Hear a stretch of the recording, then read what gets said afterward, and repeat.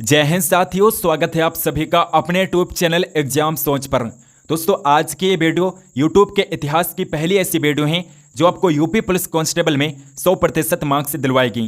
दोस्तों, हमने इस वीडियो में सबसे महत्वपूर्ण टॉपिक्स को लिया है जो आपके 23 से 24 और 25 अगस्त की 6 शिफ्ट हुई थी। उन शिफ्ट में सबसे ज़्यादा जिन टॉपिक से क्वेश्चन पूछे गए हैं उन्हीं सभी टॉपिक्स को हमने इस वीडियो में लिया है। तो दोस्तों, आप इस वीडियो को पूरा देखिएगा। हम इन टॉपिक्स को संपूर्ण तरीके से इस वीडियो में करेंगे और यकीन मानिए दोस्तों, अगर आप इस वीडियो को पूरा देख लेते हैं तो इन टॉपिक से कोई भी प्रश्न पूछा जाए आप उसे नैनो सेकंड में फोड़ कर रख देंगे। तो इस वीडियो को दोस्तों आप पूरा जरूर देखिएगा। चलिए फिर इस वीडियो को हम शुरू करते हैं। तो हमारा जो पहला टॉपिक है दोस्तों, भारत की प्रमुख झीलें। झीलों से भी प्रश्न आपके हर एक शिफ्ट में पूछा जा रहा है। दोस्तों, झीलों से प्रश्न पूछा गया था कि लोकटक झील किस राज्य में स्थित है। लोकटक झील किस राज्य में स्थित है, ये प्रश्न पूछा गया था दोस्तों। तो लोकटक झील जो है ये मणिपुर राज्य में स्थित है। दोस्तों, मणिपुर राज्य में लोकटक झील स्थित है। और लोकटक झील की खास बात यह है दोस्तों कि लोकटक झील पर दुनिया का एकमात्र तैरता हुआ राष्ट्रीय उद्यान स्थित है। दुनिया का एकमात्र तैरता हुआ राष्ट्रीय उद्यान स्थित है। तैरता हुआ राष्ट्रीय उद्यान अगर पूछा जाए किस झील पर स्थित है तो तैरता हुआ राष्ट्रीय उद्यान लोकटक झील पर स्थित है और इसका नाम है दोस्तों कैबुल लामजाओ। कैबुल लामजाओ जो है ये दुनिया का एकमात्र तैरता हुआ राष्ट्रीय उद्यान है। दुनिया का एकमात्र तैरता हुआ राष्ट्रीय उद्यान है। कैबुल लामजाओ दुनिया का एकमात्र तैरता हुआ राष्ट्रीय उद्यान है जो कि मणिपुर राज्य में स्थित है। अब दोस्तों, हम इंपॉर्टेंट झीलों को कर लेते हैं क्योंकि इससे संबंधित अगले शिफ्ट में आपके एग्जाम में अगले शिफ्ट में जरूर क्वेश्चन पूछा जाएगा। तो सबसे इंपॉर्टेंट झीलें जो हैं उन्हें हम कर लेते हैं। तो पहला प्रश्न है कि निम्न में से कौन लैगून झील नहीं है। तो सांभर झील जो है ये लैगून झील नहीं है। दोस्तों, सांभर झील लैगून झील नहीं है। और सांभर झील कहाँ पर स्थित है तो ये राजस्थान राज्य में स्थित है। दोस्तों, राजस्थान राज्य में सांभर झील स्थित है। बुलर झील इंपॉर्टेंट है दोस्तों। बुलर झील ये दोस्तों जम्मू एंड कश्मीर में स्थित है। जम्मू कश्मीर में बुलर झील स्थित है और ये ताजे पानी की मीठे पानी की सबसे बड़ी झील है भारत की। भारत की सबसे बड़ी कृत्रिम झील कौन सी है। सबसे इंपॉर्टेंट क्वेश्चन अगर कोई है तो यही है दोस्तों, क्योंकि ये कृत्रिम झील जो है ये कहाँ पर स्थित है, उत्तर प्रदेश में स्थित है। उत्तर प्रदेश में स्थित है ये कृत्रिम झील और इसका नाम क्या है, गोविंद बल्लभ पंत सागर है। गोविंद बल्लभ पंत सागर झील जो है ये उत्तर प्रदेश में भारत की सबसे बड़ी कृत्रिम झील है। अगला प्रश्न है कि भारत में सबसे बड़ी मीठे पानी की झील कौन सी है। भारत की जो सबसे बड़ी मीठे पानी की झील है बुलर झील है दोस्तों, बुलर झील। और ये कहाँ पर स्थित है, जम्मू एंड कश्मीर में स्थित है। जम्मू एंड कश्मीर में मीठे पानी की सबसे बड़ी झील बुलर झील स्थित है। भारत में सबसे अधिक खारे पानी की झील कौन सी है। सबसे अधिक खारे पानी की झील कौन सी है तो ये सांभर झील है दोस्तों। सांभर झील जो है ये राजस्थान में स्थित है और ये भारत की सबसे बड़ी खारे पानी की झील है सांभर झील, जो कि राजस्थान में स्थित है। भारत में सबसे अधिक ऊंचाई पर स्थित झील कौन सी है तो सबसे अधिक ऊंचाई पर स्थित झील कौन सी है, चोलामू झील है दोस्तों। चोलामू झील जो है ये भारत की सबसे अधिक ऊंचाई पर स्थित झील है और ये लद्दाख में स्थित है। राजसमंद झील कहाँ पर स्थित है, ये दोस्तों राजस्थान में स्थित है। राज्य से राजसमंद हो जाएगा और राज्य से ही राजस्थान हो जाएगा। तो राजसमंद झील जो है ये दोस्तों राजस्थान में स्थित है। अगला प्रश्न है कि निम्नलिखित में से कौन सा झील ज्वालामुखी उद्गार से बना है। ज्वालामुखी उद्गार से कौन सा झील बना है, लोनार झील है दोस्तों। लोनार झील ये ज्वालामुखी उद्गार से बना है। लोनार झील कहाँ पर स्थित है, ये दोस्तों महाराष्ट्र में स्थित है। महाराष्ट्र में लोनार झील स्थित है।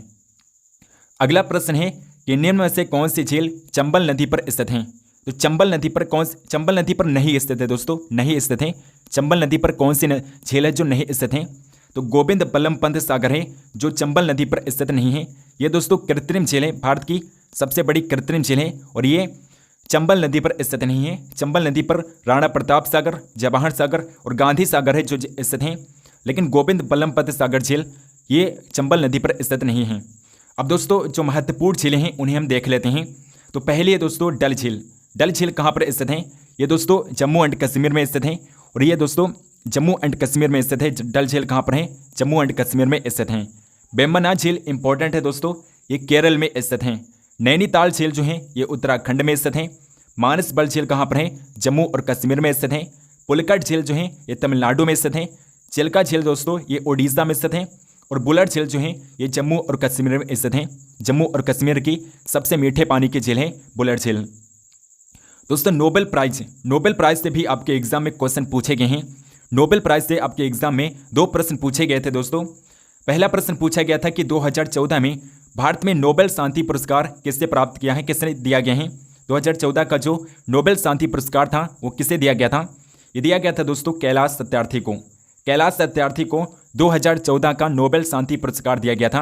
और नोबेल शांति पुरस्कार की शुरुआत कब हुई थी दोस्तों, 1966 में, 1966 में नोबेल शांति पुरस्कार की शुरुआत की गई थी, 1966 में।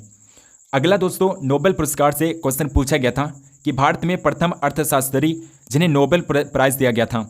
तो पहले इकोनॉमिक्स कौन है जिन्हें नोबेल प्राइज दिया गया था। नोबेल प्राइज पहले इकोनॉमिक्स को दिया गया था। किन्हें दिया गया था, अमर्त्य सेन को दिया गया था दोस्तों। अमर्त्य सेन को नोबेल प्राइज दिया गया था। ये पहले अर्थशास्त्री हैं जिन्हें नोबेल प्राइज दिया गया था। नोबेल प्राइज के बारे में हम जान लेते हैं दोस्तों।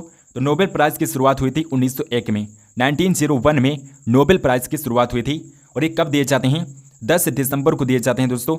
अल्फ्रेड नोबेल की याद में, अल्फ्रेड नोबेल की याद में, अल्फ्रेड नोबेल की याद में नोबेल प्राइज दिए जाते हैं 10 दिसंबर को। और कौन देता है, तो स्वीडन देश देता है दोस्तों। स्वीडन की राजधानी स्टॉकहोम में हर 10 दिसंबर को, हर साल 10 दिसंबर को नोबेल प्राइज दिए जाते हैं। और नोबेल का जो शांति नोबेल प्राइज है दोस्तों, ये ओस्लो में दिया जाता है। नोबेल का जो शांति में जो नोबेल प्राइज दिया जाता है, ये ओस्लो में दिया जाता है। और जो नोबेल प्राइज हैं ये 6 क्षेत्रों में दिए जाते हैं, जिनमें भौतिकी, रसायन विज्ञान, शरीर क्रिया विज्ञान, साहित्य, शांति और अर्थशास्त्र के क्षेत्र में नोबेल प्राइज दिए जाते हैं। यानी कि कुल 6 क्षेत्रों में नोबेल प्राइज दिए जाते हैं। अब देख लेते हैं दोस्तों भारत या भारतीय मूल के व्यक्ति जिन्हें नोबेल प्राइज दिया गया। तो पहले भारतीय थे रविंद्रनाथ टैगोर, जिन्हें साहित्य के क्षेत्र में 1913 ईस्वी में नोबेल प्राइज दिया गया था। 1930 में दिया गया था डॉक्टर चंद्रशेखर वेंकट रमन को फिजिक्स के क्षेत्र में, यानी कि भौतिकी के क्षेत्र में। 1968 में डॉक्टर हरगोविंद खुराना को दिया गया मेडिसिन के क्षेत्र में। और 1979 में दिया गया, 1979 में मदर टेरेसा को दिया गया शांति के क्षेत्र में। 1983 में, 1983 में डॉक्टर सुब्रमण्यम चंद्रशेखर को भौतिकी के क्षेत्र में दिया गया। और 1998 में अमर्त्य सेन को दिया गया इकोनॉमिक्स के क्षेत्र में। पहले अर्थशास्त्री थे, पहले भारतीय अर्थशास्त्री थे जिन्हें 1998 में नोबेल प्राइज दिया गया था। और उसके बाद है दोस्तों 2009 में वेंकट रमन रामकृष्ण को दिया गया केमिस्ट्री के क्षेत्र में, रसायन विज्ञान के क्षेत्र में। 2014 को कैलाश सत्यार्थी को दिया गया शांति के क्षेत्र में। 2014 में कैलाश सत्यार्थी को शांति के क्षेत्र में नोबेल प्राइज दिया गया। और 2019 में अभिजीत बनर्जी को दिया गया इकोनॉमिक्स के क्षेत्र में। अगर पूछा जाए दोस्तों कि भारत के ऐसे कितने व्यक्ति हैं जिन्हें नोबेल प्राइज दिया गया इकोनॉमिक्स के क्षेत्र में, अर्थशास्त्र के क्षेत्र में, तो 2 ऐसे व्यक्ति हैं जिन्हें अर्थशास्त्र के क्षेत्र में नोबेल प्राइज दिया गया, जिनमें अमर्त्य सेन हैं और इसके अलावा अभिजीत बनर्जी हैं। अभिजीत बनर्जी को 2019 में इकोनॉमिक्स यानी कि अर्थशास्त्र के क्षेत्र में नोबेल प्राइज दिया गया। अगला दोस्तों टॉपिक है शास्त्रीय नृत्य, क्लासिकल डांस। क्लासिकल डांस अगला इंपॉर्टेंट टॉपिक है दोस्तों। इससे भी प्रश्न आपके एग्जाम में पूछे जा रहे हैं। प्रश्न पूछा गया था कि उत्तर प्रदेश से उत्पन्न कौन सा पारंपरिक नृत्य रूप अपनी नाटकीय कहानी कहने और जटिल फुटवर्क के लिए जाना जाता है। तो ये प्रश्न पूछा गया था दोस्तों 25 अगस्त की सेकंड शिफ्ट में। कथक है दोस्तों, कथक शास्त्रीय नृत्य है और ये कहाँ का है, उत्तर प्रदेश का शास्त्रीय नृत्य है, उत्तर प्रदेश का क्लासिकल डांस है कथक। अब दोस्तों कुल क्लासिकल डांस कितने हैं, तो कुल क्लासिकल डांस कुल शास्त्रीय नृत्य कितने हैं, 8 शास्त्रीय नृत्य हैं। लेकिन संगीत नाटक अकादमी के अनुसार 9 क्लासिकल डांस हैं, जिसमें छऊ को भी ऐड कर लिया जाता है, छऊ को भी ऐड कर लिया जाता है। संगीत नाटक अकादमी के अनुसार 9 क्लासिकल डांस हैं। कौन कौन से क्लासिकल डांस हैं उन्हें हम देख लेते हैं। मैप के अनुसार अगर हम पढ़ेंगे तो हमें ज़्यादा समय तक चीज़ें याद रहेंगी। जो कथक नृत्य है दोस्तों, कथक लोक नृत्य हैं। कथक लोक नृत्य जो हैं ये उत्तर प्रदेश का लोक नृत्य हैं। कहाँ का है दोस्तों, उत्तर प्रदेश का है। सत्रिया जो है दोस्तों ये असम का है। सत्रिया कहाँ का है, असम का है। और ये दोस्तों सबसे नया क्लासिकल डांस है। सबसे नया अगर पूछा जाए, सबसे नया शास्त्रीय नृत्य पूछा जाए तो है सत्रिया। नेक्स्ट है मणिपुरी। मणिपुरी कहाँ का है, मणिपुर का है। और छऊ जो है दोस्तों ये झारखंड का है। छऊ कहाँ का है, झारखंड का है छऊ। कुचिपुड़ी दोस्तों इंपॉर्टेंट है। कुचिपुड़ी कहाँ का है, आंध्र प्रदेश का है। कुचिपुड़ी आंध्र प्रदेश का क्लासिकल डांस है। ओडिसी कहाँ का है, ओडिशा का है। ओडिशा का क्लासिकल डांस है ओडिसी। भारतनाट्यम दोस्तों, भारतनाट्यम इंपॉर्टेंट है सबसे ज़्यादा। ये भारतनाट्यम जो है ये सबसे पुराना है दोस्तों। सबसे पुराना अगर क्लासिकल डांस से पूछा जाए तो सबसे पुराना शास्त्रीय नृत्य हो जाएगा भारतनाट्यम। भारतनाट्यम सबसे पुराना शास्त्रीय नृत्य है। नेक्स्ट है मोहिनी अट्टम। तो मोहिनी अट्टम कहाँ का है, केरला का मोहिनी अट्टम है। और कथकली भी कहाँ का है दोस्तों? केरल स्टेट का कथकली भी शास्त्रीय नृत्य है। शास्त्रीय नृत्य कथकली और मोहिनीअट्टम कहाँ के हैं?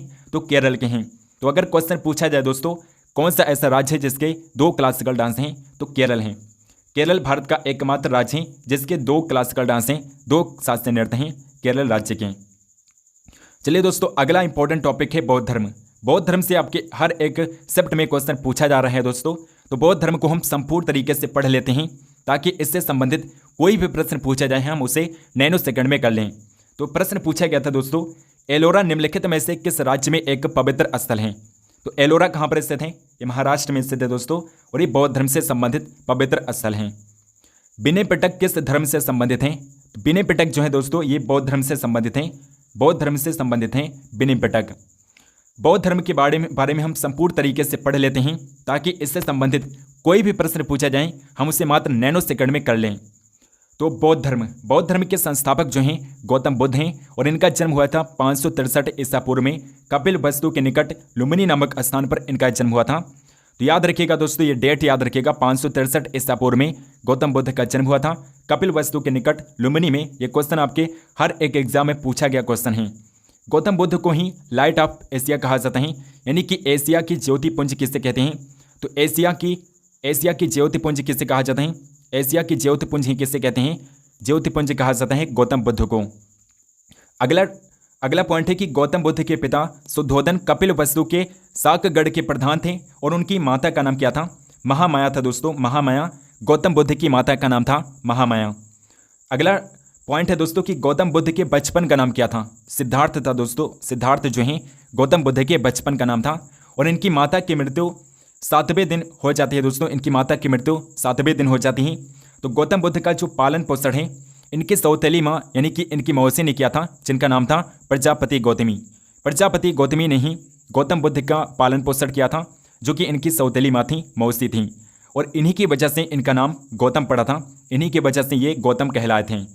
बौद्ध धर्म को अपनाने वाली प्रथम महिला कौन थी? तो वो थी प्रजापति गौतमी। इंपॉर्टेंट है दोस्तों, इंपॉर्टेंट है, आपके हर एक एग्जाम में पूछा गया क्वेश्चन है कि बौद्ध धर्म को अपनाने वाली पहली महिला कौन थी? तो प्रजापति गौतमी थी। अगला पॉइंट है दोस्तों, 16 वर्ष की आयु में गौतम बुद्ध का विवाह यशोधरा नामक स्त्री के साथ हुआ और यशोधरा के अन्य नाम है गोपा, बिंबा और भक्षना। यशोधरा के अन्य नाम हैं। 28 वर्ष की आयु में गौतम बुद्ध को एक बेटा हुआ जिसका नाम था राहुल। राहुल जो है गौतम बुद्ध के बेटे का नाम है। परंतु इतना सब होने के बाद भी गौतम बुद्ध का मन दाम्पत्य जीवन में नहीं लगा और 29 वर्ष की आयु में इन्होंने घर त्याग कर दिया। 29 वर्ष की आयु में इन्होंने घर त्याग कर दिया था। गौतम बुद्ध 7 वर्षों तक ज्ञान की खोज में इधर उधर भटकते रहे और इसी दौरान इनकी मुलाकात होती है बिंबिसार, उदायक और अलार कलाम से। और अलार कलाम जो थे दोस्तों ये गौतम बुद्ध के प्रथम गुरु थे। प्रथम गुरु अगर पूछा जाए तो अलार कलाम गौतम बुद्ध के प्रथम गुरु थे। गौतम बुद्ध 35 वर्ष की अवस्था में बिहार के उरुबेला नामक स्थान पर पहुंचे और इसी उरुबेला को बाद में बोध गया के नाम से जाना गया। आज के समय में जो बोध गया है उसे उरुबेला के नाम से पहले जाना जाता था। बोध गया में सिद्धार्थ को पीपल के पेड़ के नीचे ज्ञान की प्राप्ति हुई। तो यहाँ से क्वेश्चन पूछा जाता है दोस्तों, किस पेड़ के नीचे सिद्धार्थ को ज्ञान की प्राप्ति हुई थी? पीपल के पेड़ के नीचे ज्ञान की प्राप्ति हुई थी। ज्ञान की प्राप्ति के बाद सिद्धार्थ बुद्ध कहलाए, क्योंकि बुद्ध का अर्थ ज्ञान की प्राप्ति होता है और पीपल का जो पेड़ था उसे बोधि वृक्ष के नाम से जाना जाने लगा। ज्ञान प्राप्ति के बाद बुद्ध बनारस के निकट सारनाथ में अपने 5 ब्राह्मण शिष्यों को पहली बार उपदेश दिए और इसी चीज को बौद्ध ग्रंथों में धर्मचक्र परावर्तन कहा गया है। इसी चीज को बौद्ध ग्रंथ में क्या कहा गया है? धर्मचक्र परावर्तन कहा गया है। भगवान बुद्ध अनेक राज्यों में गए और उपदेश दिए। बौद्ध धर्म का जो प्रमुख प्रचार केंद्र था वो मगध था। मगध क्या है? बौद्ध धर्म का प्रमुख प्रचार केंद्र हुआ करता था। इसीलिए बिंबिसार, उदयन जैसे मगध शासक बुद्ध के अनुयायी बन गए थे। गौतम बुद्ध सबसे ज़्यादा उपदेश श्रावस्ती में दिए थे। श्रावस्ती में गौतम बुद्ध ने अपने सबसे ज़्यादा उपदेश दिए थे श्रावस्ती में। तो यहाँ से क्वेश्चन पूछा जाता है दोस्तों। बौद्ध धर्म के प्रचार के लिए महात्मा बुद्ध ने बौद्ध संघ की स्थापना की और बौद्ध संघ वो स्थान था जिसमें भिक्षुक अपना घर छोड़कर निवास करते थे और जीवन भर बौद्ध धर्म का प्रचार करते थे। बौद्ध धर्म के अनुयायी 2 भागों में विभाजित थे दोस्तों। बौद्ध धर्म के जो अनुयायी थे वो 2 भागों में विभाजित थे। एक भिक्षुक होते थे और दूसरे होते थे उपासक। भिक्षुक कौन होते थे? जो बौद्ध धर्म के प्रचार के लिए जिन्होंने संन्यास ग्रहण किया उन्हें भिक्षुक कहते थे। तो जो संन्यास ग्रहण करते थे उन्हें भिक्षुक कहा जाता था, और गृहस्थ जीवन के साथ व्यतीत हुए बौद्ध धर्म को अपनाने वाले को उपासक कहा जाता था। 483 ईसा पूर्व जब 80 वर्ष के थे गौतम बुद्ध, तब उनका निधन हो गया। कहाँ पर हुआ था? कुशीनगर में हुआ था दोस्तों। कुशीनगर, जिसे आज के समय में कुशीनारा के नाम से भी जानते हैं, कुशीनारा में गौतम बुद्ध की मृत्यु हुई थी 80 वर्ष की उम्र में। और गौतम बुद्ध के निधन को क्या कहा जाता है दोस्तों? महापरिनिर्वाण कहते हैं। गौतम बुद्ध की मृत्यु को महापरिनिर्वाण कहा जाता है। बुद्ध के निधन के पश्चात उनकी अस्थि अवशेषों को विभाजित कर भारत के 8 भागों में स्थापित कर स्तूपों का निर्माण करवाएगा। और इसमें जो सबसे बड़ा स्तूप है सांची का स्तूप है दोस्तों। सांची का स्तूप जो है सबसे बड़ा स्तूप है, और इसका निर्माण करवाया था सम्राट अशोक ने। सम्राट अशोक ने इसका निर्माण करवाया था। समय समय पर बौद्ध धर्म को समझाने हेतु बौद्ध सभाएं आयोजित की गई, जिन्हें बौद्ध संगति के नाम से भी जाना जाता है। तो प्रथम बौद्ध संगति जो आयोजित की गई थी राजगृह में आयोजित की गई थी अजात शत्रु के शासनकाल में। और द्वितीय बौद्ध संगति वैशाली में आयोजित की गई थी कालाशोक के शासनकाल में। तृतीय बौद्ध संगति आयोजित की गई थी पाटलिपुत्र में सम्राट अशोक के शासनकाल में। और चतुर्थ बौद्ध संगति जो थी कुंडल वन में आयोजित की गई थी कनिष्क के शासनकाल में। कनिष्क के शासनकाल में कुंडल वन में चौथी बौद्ध संगति आयोजित की गई थी। बौद्ध धर्म के 3 रत्न हैं, बुद्ध, धम्म और संघ। बुद्ध, धम्म और संघ जो हैं ये बौद्ध धर्म के 3 रत्न हैं। बौद्ध धर्म का सबसे पवित्र त्यौहार बैसाखी पूर्णिमा है, जिसे बुद्ध पूर्णिमा के नाम से भी जाना जाता है। बौद्धों का सबसे प्रमुख ग्रंथ है त्रिपिटक।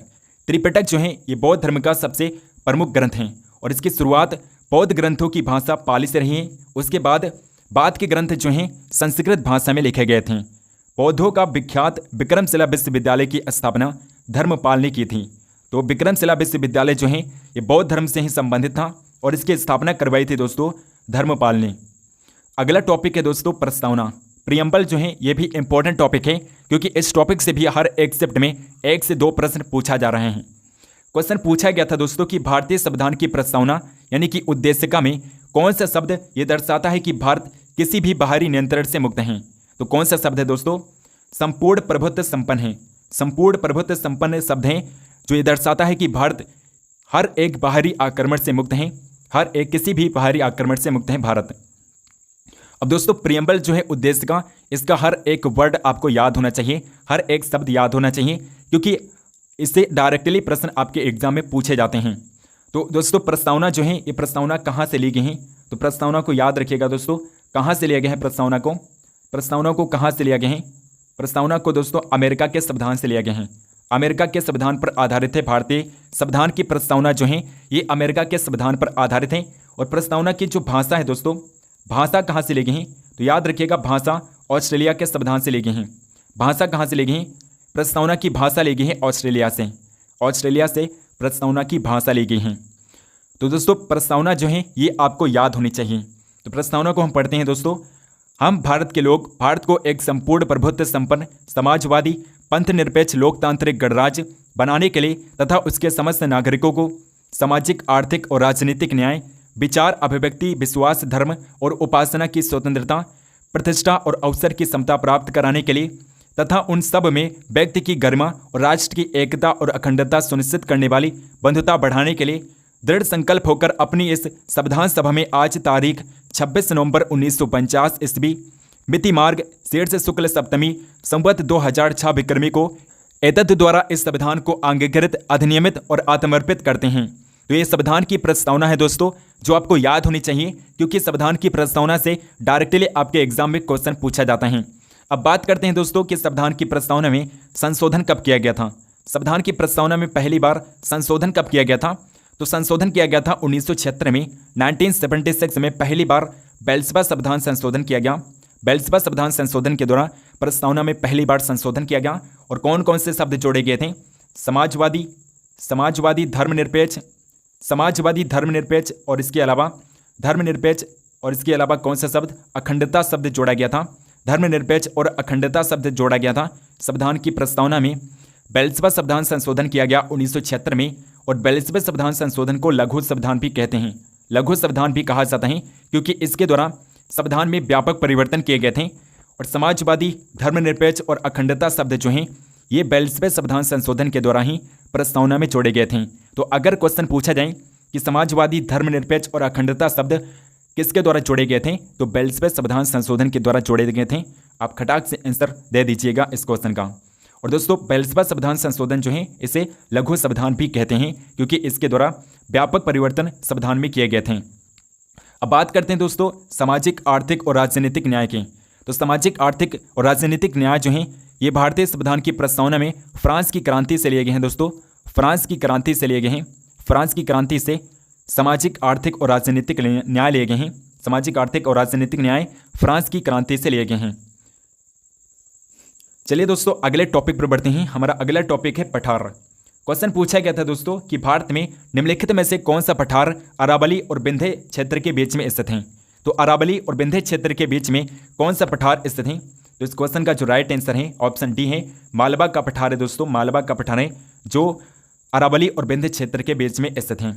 अब बात करते हैं जो मारवाड़ का पठार है। मारवाड़ का पठार ये राजस्थान के पश्चिम भाग में स्थित है। और दक्कन का पठार जो है ये विंध्य और सतपुड़ा के बीच में स्थित है। विंध्य और सतपुड़ा पर्वत के बीच में स्थित है। और छोटा नागपुर का पठार इंपॉर्टेंट है, ये कोयल और दमोह घाटी के बीच में स्थित है। कोयल और दमोह घाटी के बीच में छोटा नागपुर का पठार स्थित है। मालवा का पठार जो है ये अरावली और विंध्य के बीच में स्थित है। अगला टॉपिक है जो कि इंपॉर्टेंट है दोस्तों, प्रमुख खोज और आविष्कार। इस टॉपिक से भी आपके हर एक शिफ्ट में 1 से 2 प्रश्न देखने को मिल रहे हैं। हर एक शिफ्ट में 1 से 2 प्रश्न देखने को मिल रहे हैं। क्वेश्चन पूछा गया था कि पेनिसिलिन की खोज जिसने चिकित्सा में क्रांति ला दी का श्रेय किन्हें दिया जाता है? तो पेनिसिलिन की खोज पूछी गई थी कि पेनिसिलिन की खोज किसने की थी? तो पेनिसिलिन की खोज किया था अलेक्जेंडर फ्लेमिंग ने। अलेक्जेंडर फ्लेमिंग ने पेनिसिलिन की खोज की थी। अलेक्जेंडर फ्लेमिंग ने। दोस्तों अब हम कर लेते हैं प्रमुख आविष्कार और उनके आविष्कारक।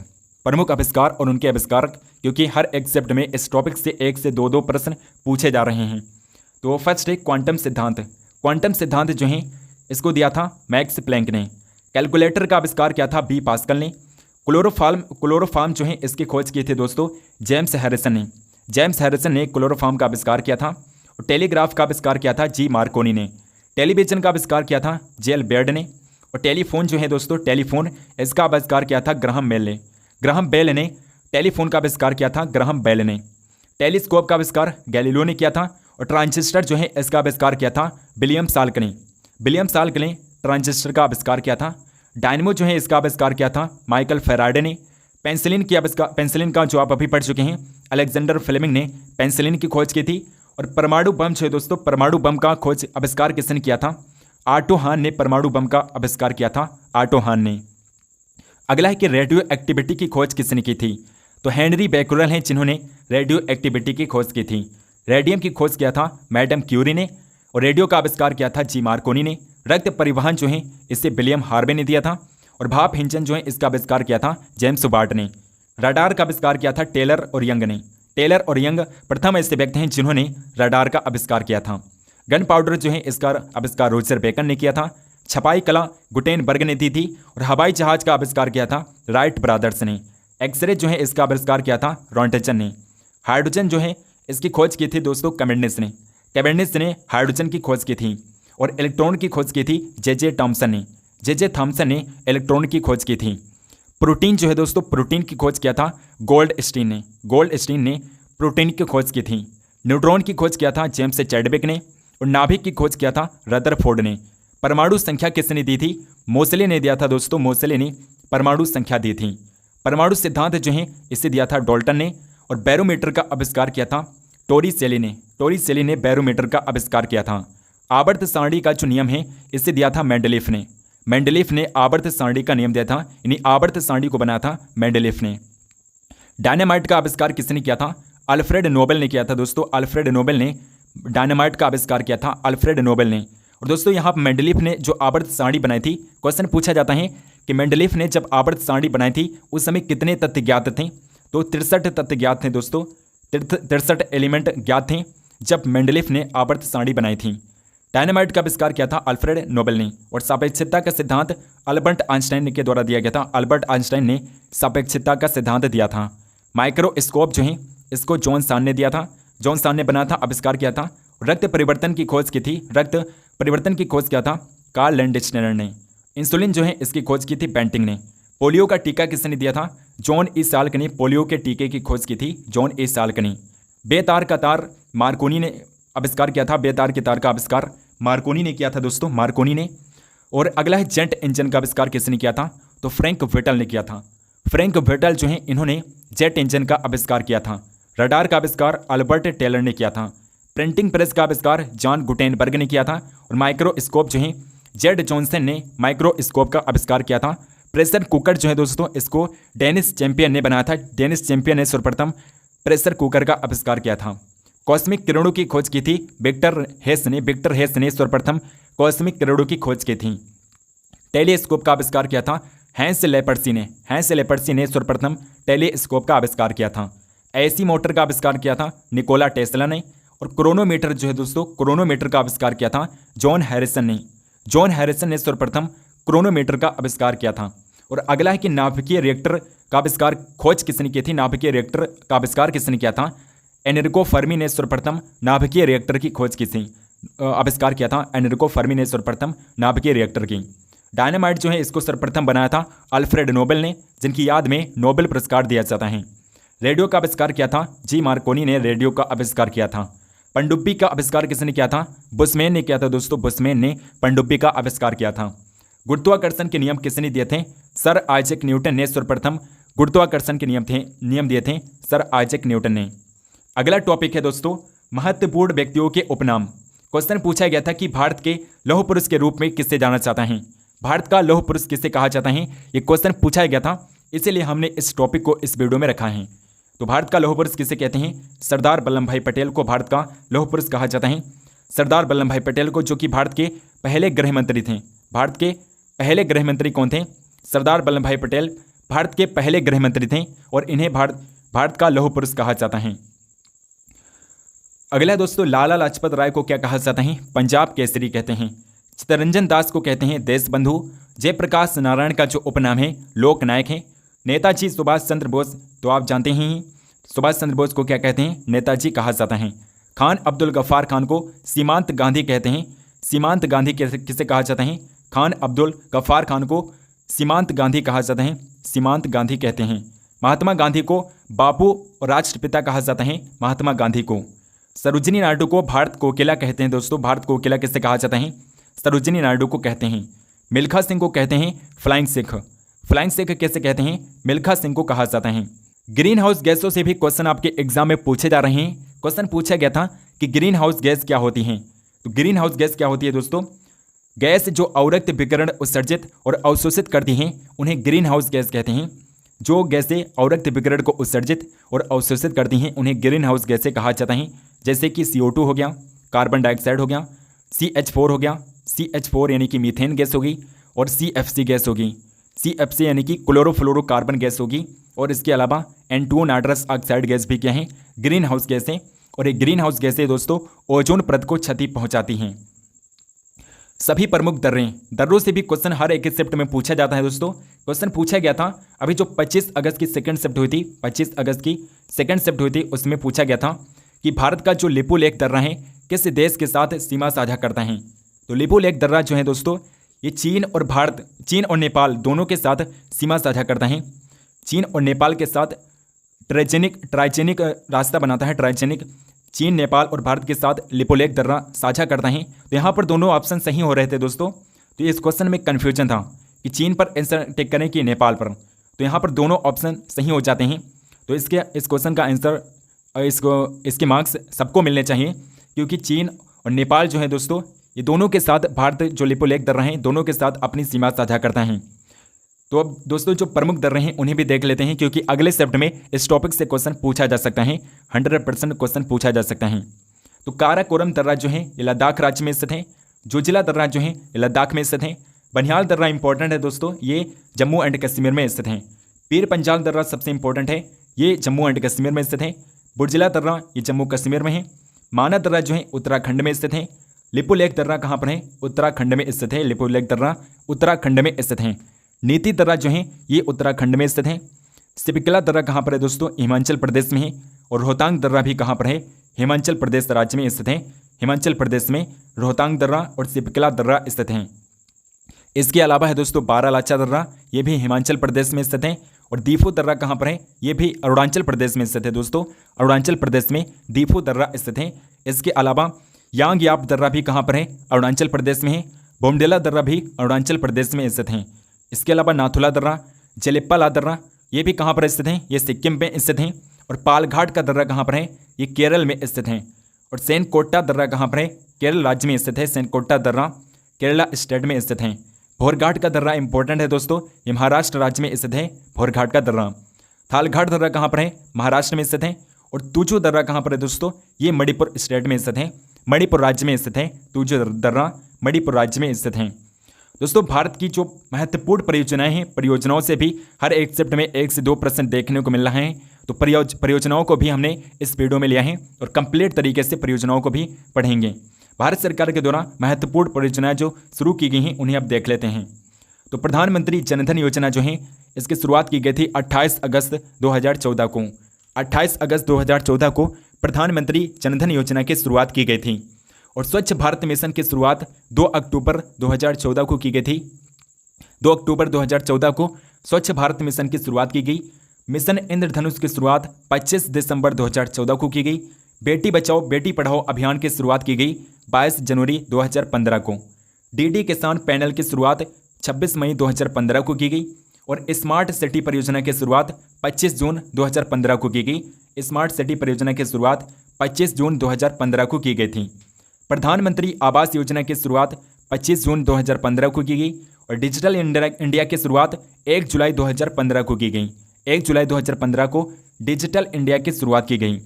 स्टैंड ऑफ इंडिया की शुरुआत 5 अप्रैल 2016 को की गई।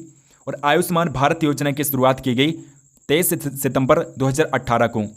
23 सितंबर 2018 को आयुष्मान भारत योजना की शुरुआत की गई। प्रधानमंत्री उज्ज्वला योजना की शुरुआत 1 मई 2016 को की गई। 1 मई 2016 को प्रधानमंत्री उज्ज्वला योजना की शुरुआत की गई। और स्वामित्व योजना की शुरुआत की गई 24 अप्रैल 2020 को।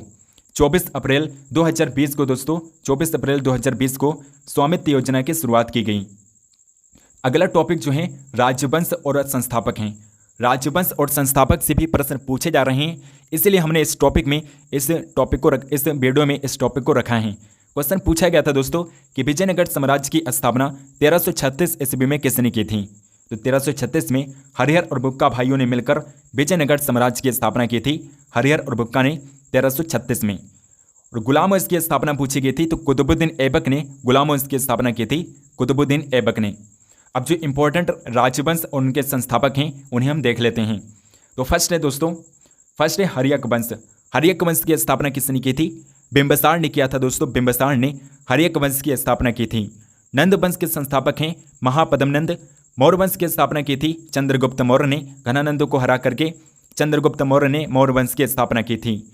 गुप्त वंश का जो संस्थापक था श्रीगुप्त था। श्रीगुप्त गुप्त वंश का संस्थापक था। और पाल वंश की स्थापना की थी गोपाल ने। गोपाल ने दोस्तों पाल वंश की स्थापना की थी। पल्लव वंश का संस्थापक सिंह विष्णु था। राष्ट्रकूट वंश जो है इसकी स्थापना की थी दंती दुर्ग ने। दंती दुर्ग ने राष्ट्रकूट वंश की स्थापना की थी। चालुक्य वातापी वंश के संस्थापक कौन है, पुलकेशिन प्रथम है। और चालुक्य कल्याणी वंश की स्थापना किया था तैलभ द्वितीय ने। चोल वंश जो है विजयालय ने स्थापित किया था। सेन वंश सामंत सेन ने स्थापित किया था। अगला है चौहान वंश के संस्थापक कौन थे, वासुदेव थे। चंदेल वंश नतुर्क थे दोस्तों। नतुर्क जो हैं ये चंदेल वंश के संस्थापक थे। गुलाम वंश के कुतुबुद्दीन ऐबक। खिलजी वंश का संस्थापक जलालुद्दीन फिरोज खिलजी था। और तुगलक वंश का गयासुद्दीन तुगलक था। गयासुद्दीन तुगलक ने तुगलक वंश की स्थापना की थी। सैयद वंश का संस्थापक था खिज्र खां।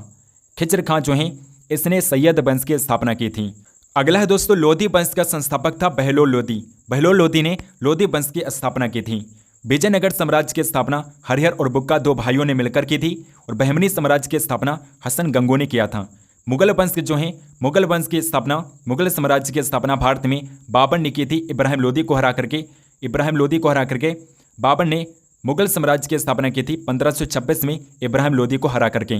गुर्जर प्रतिहार वंश का संस्थापक कौन था, हरिश्चंद्र था दोस्तों। हरिश्चंद्र ने गुर्जर प्रतिहार वंश की स्थापना की थी। हरिश्चंद्र जिन्हें नागभट्ट के नाम से भी जाना जाता है। प्रमुख सामाजिक धार्मिक आंदोलन से संबंधित संस्थाएं हम देख लेते हैं। और दोस्तों अगर आपको कंटेंट पसंद आ रहे हैं तो आप इस वीडियो को लाइक ज़रूर करिएगा और इस वीडियो को शेयर भी करिएगा। और चैनल को सब्सक्राइब नहीं किए हैं तो चैनल को सब्सक्राइब करके बेल आइकन को ऑल पर क्लिक कर दीजिए, ताकि हम जो भी वीडियो डाला करें तो उसकी नोटिफिकेशन आप तक जरूर आए। तो चलिए दोस्तों, संस्थाओं देख लेते हैं, इनसे भी क्वेश्चन आपके एग्जाम में पूछा जा रहा है। तो एशियाटिक सोसाइटी जो है इसकी स्थापना की थी 1784 ईस्वी में विलियम जोन्स ने। विलियम जोन्स ने 1784 में एशियाटिक सोसाइटी की स्थापना की थी। वेदांत कॉलेज की स्थापना राजा राम मोहन राय ने 1815 में की थी। 1815 में वेदांत कॉलेज की स्थापना की थी राजा राम मोहन राय ने। बालिका विद्यालय की स्थापना 1851 में ज्योतिबा फुले ने किया था। सत्यशोधक समाज की स्थापना 1873 में ज्योतिबा फुले ने की थी। और इंडियन लीग की स्थापना की थी 1875 में शिशिर घोष ने। शिशिर घोष ने 1875 में इंडियन लीग की स्थापना की थी। तत्वबोधिनी सभा के संस्थापक कौन हैं? देवेंद्र नाथ टैगोर हैं, और इन्होंने 1842 में तत्वबोधिनी सभा की स्थापना की थी। 1842 में देवेंद्र नाथ टैगोर ने। ब्रह्म समाज के संस्थापक कौन हैं? 1828 में ब्रह्म समाज की स्थापना की थी राजा राम मोहन राय ने। आर्य समाज के संस्थापक हैं दयानंद सरस्वती। दयानंद सरस्वती ने 1875 में आर्य समाज की स्थापना की थी। प्रार्थना समाज के संस्थापक आत्माराम पांडुरंग है दोस्तों। आत्माराम पांडुरंग ने 1867 में प्रार्थना समाज की स्थापना की थी। रामकृष्ण मिशन के संस्थापक कौन हैं? स्वामी विवेकानंद ने रामकृष्ण मिशन की स्थापना 1897 में की थी। और रामकृष्ण मिशन जो है ये कोलकाता में स्थित है दोस्तों। कोलकाता में, पश्चिम बंगाल की कोलकाता में रामकृष्ण मिशन स्थित है, जिसकी स्थापना की थी स्वामी विवेकानंद ने 1897 में। दोस्तों, प्रमुख फसलों से भी आपके एग्जाम में क्वेश्चन पूछा जाता है। क्वेश्चन पूछा गया था कि जो रबी की फसलें होती हैं वो कब काटी जाती हैं। ये क्वेश्चन पूछा जा चुका है 25 अगस्त की सेकंड शिफ्ट में।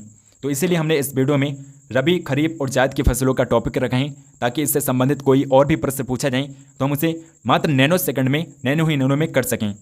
तो पहला दोस्तों, रबी की फसल। रबी की फसलें कौन सी होती हैं? गेहूँ, जौ, चना, सरसों और मसूर की दालें जो होती, मसूर की दाल जो हैं, ये सारी फसलें कौन सी हैं? ये रबी की फसलें हैं, और ये अक्टूबर नवंबर में बुवाई जाती हैं। अक्टूबर नवंबर में रबी की फसलें बोई जाती हैं, और मार्च अप्रैल में रबी की फसलों को काटा जाता है। मार्च अप्रैल में रबी की फसलें काटी जाती हैं। अगला दोस्तों, खरीफ की फसलें। तो खरीफ की फसलें कौन सी होती हैं? धान हो गया, मक्का, बाजरा, सोयाबीन और कपास की फसलें हैं जो खरीफ की फसलें होती हैं। और दोस्तों, ये जून जुलाई में बोई जाती हैं। जून जुलाई में खरीफ की फसलें बोई जाती हैं और सितंबर अक्टूबर में काटी जाती हैं। नेक्स्ट है जायद की फसलें। तो जायद की फसलें क्या होती हैं?